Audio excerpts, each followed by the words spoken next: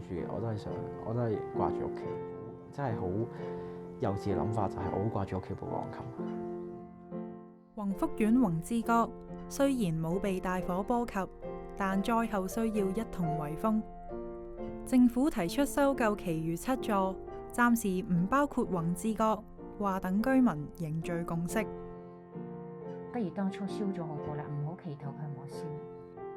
點解你要幫我去揀去做？你又唔係當事人，你又唔理解我哋，點解要去幫我去揀呢個咁嘅決定？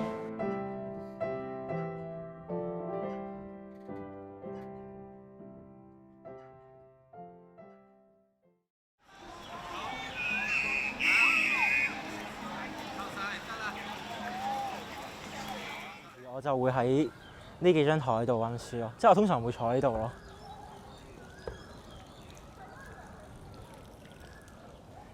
之後，因為呢度好舒服嘅一個位就係佢直接對住個海景，同埋有嗰啲海風吹，所以好正。Cliff 係宏福苑宏之閣嘅居民，喺中文大學讀緊經濟學系3年級。因為宏福苑維修外牆，佢好少再留喺屋企，轉去附近嘅大埔海濱公園温習。到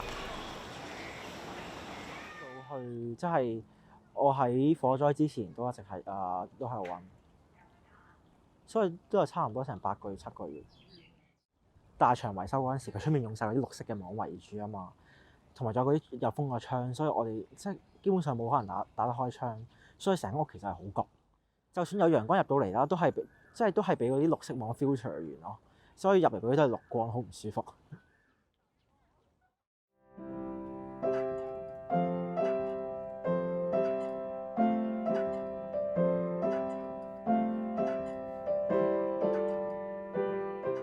持續大半年嘅唔舒服，居民諗都諗唔到會變成終生嘅痛。大火之後，有家歸不得嘅 Cliff 平日會喺中大宿舍知行樓嘅琴房練琴，而呢首肖邦嘅 F 大調第2敘事曲就一直陪伴住佢。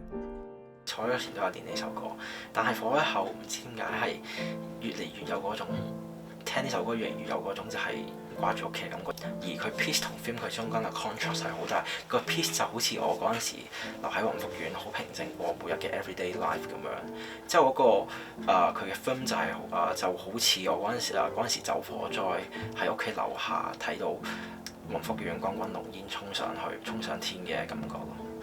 我自己係將呢首歌係 interpret 做好似我依家火災之後有時要漂泊咁樣流離咁樣嘅情景。Cliff 形容自己係好多嘢諗嘅人，以往彈琴可以令佢放空一下，災後要享受心靈片刻寧靜都唔係咁容易。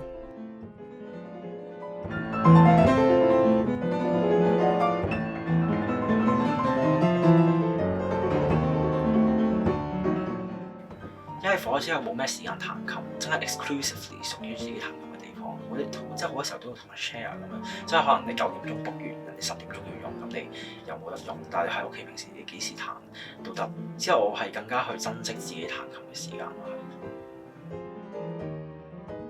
彈鋼琴之所以對 Cliff 咁重要，因為喺佢成長好長嘅一段時間入面，佢覺得自己唔係好識得同其他人溝通。過往要用彈琴嚟證明自己有一技之長，比賽攞獎令家人開心，想得到其他人認同。後嚟先至發現喺黑白鍵之中揾到自己中意開心最緊要。喺佢嘅安舒區入面，宏之閣家中嘅三角琴佔有一個重要位置。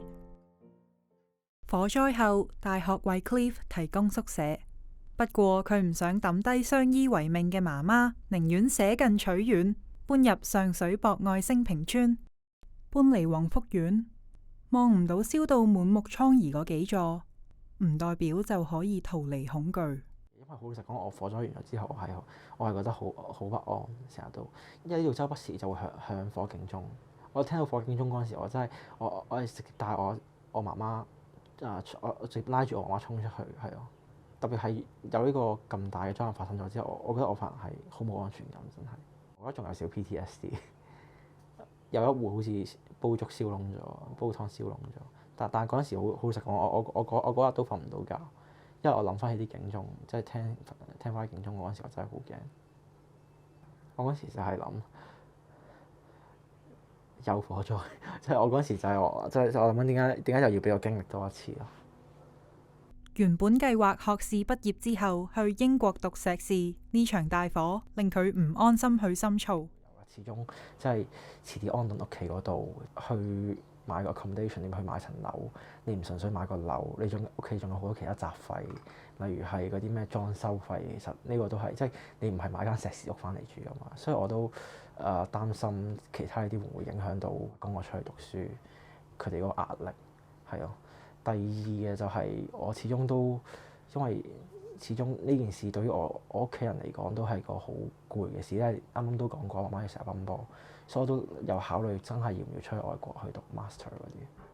政府表明唔會考慮原址重建宏福苑，冇被大火波及嘅宏志閣居民嘅長遠住房安排懸而未決。因此喺現階段，政府嘅購買業權方案並不會包括宏志閣。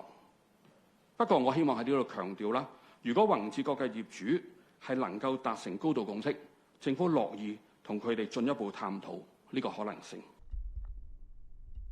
訪問嘅一刻，政府會否收購宏志閣係未知之數。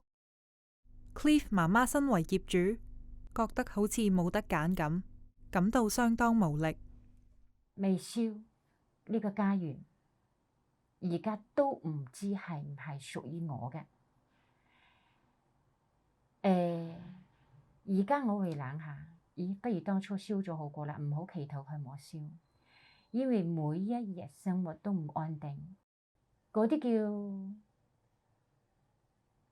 可以話當權者啲針未夾到佢哋嘅肉，佢哋唔知痛嘅。宏志到而家都冇一個明確嘅方向。Cliff 媽媽最想係宏福苑可以原址重建，不過亦知道唔可能。我都講咗啦，唔到我話事。如果我自己可以親力親為去做，咁我可以唔瞓唔食，我可以攞條命我去做。我哋唔屬於話事。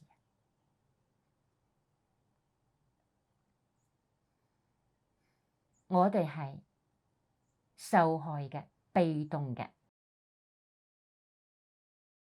大火後，宏志閣居民大生搬到附近嘅村屋居住，但佢仍然會去廣福街市買餸。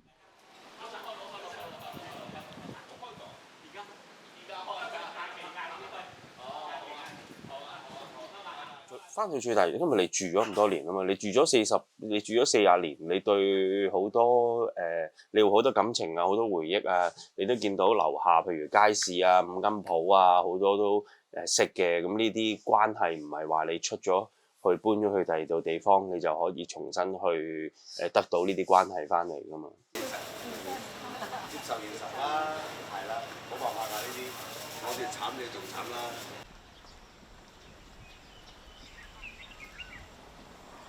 大媽媽冇諗到自己40幾年前帶住小朋友努力擺脫嘅唔安穩，個仔會因為一場奪命大火重新經歷一次。因為嗰陣時咧湊住佢咧，住一笪地方咧冇幾耐又要搬咁樣，咁搬到好密㗎，咁同埋咧有陣時起身咧都唔記得自己咧而家我係住喺邊度咧咁樣，所以我嗰個決心就係嗰陣時真係要一個好安定嘅地方咁樣，所以咧就決心去買層樓咁咯。而呢一層樓亦都成為咗大生婚後嘅安樂窩。喺個女出世之前，佢仲用咗60萬裝修屋企。大火後住過唔同地方，大生深深體會到咩叫龍床不如狗竇。你真係住酒店嘅時候，你先至會發覺原來係自己屋企係舒服好多咯。就算呢度都係㗎，我只不過租嘅啫嘛，我對呢度唔會有任何嘅投資或者任何嘅感情。冇耐佢都係始終話想返屋企，中意屋企咯。可能屋企啲玩具啊，或者你真係好多生活嘅嘢，你都係喺宏福苑噶嘛，唔同呢度啊嘛嚇。宏志閣前景未明，居民對於去留有唔同睇法。我當你一半人買走咗啦，咁你另外嗰半點算呢？你係咪喺一嗰棟裏邊淨係剩翻一半人俾我喺度住呢？咁你呢棟大廈就好少居民就冇生氣㗎咯。問你賣唔賣咯？你賣咪多啲嘢傾咯，你唔賣好似冇乜嘢傾，佢根本就唔係好想聽你講咁樣咯。